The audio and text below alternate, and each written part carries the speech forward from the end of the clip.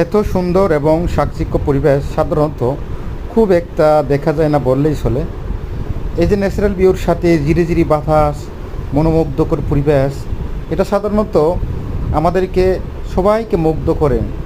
এই জায়গাতে মূলত বাংলাদেশের বৃহত্তর ময়মনসিংহ অঞ্চলের জয়নুল আবেদিন পার্কের অবস্থিত। এখানে বাংলাদেশের দীর্ঘতম নদ ব্রহ্মপুত্র নদ, সেই নদের পাশে মূলত এই পার্কটি। এখানে বিভিন্ন বয়সের মানুষজন আসেন নিজেকে এনজয় করার জন্য। ছোটো ছোটো বাবুরা আছেন তাদের পরিবার পরিজন সদস্যদের নিয়ে। আর এখানে আমরা যারা আছি তাদের অবশ্যই একটা ভালো লাগা কাজ করে। নদীর পাড়ে এত সুন্দর পার্ক সাধারণত খুব একটা দেখা যায় না।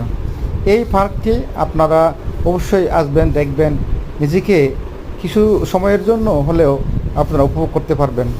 এমন জায়গাগুলো আসলে আমাদের দিন দিন কিন্তু আমাদের জীবন থেকে হারিয়ে যাচ্ছে। এই সব সুন্দর জায়গাগুলো আমরা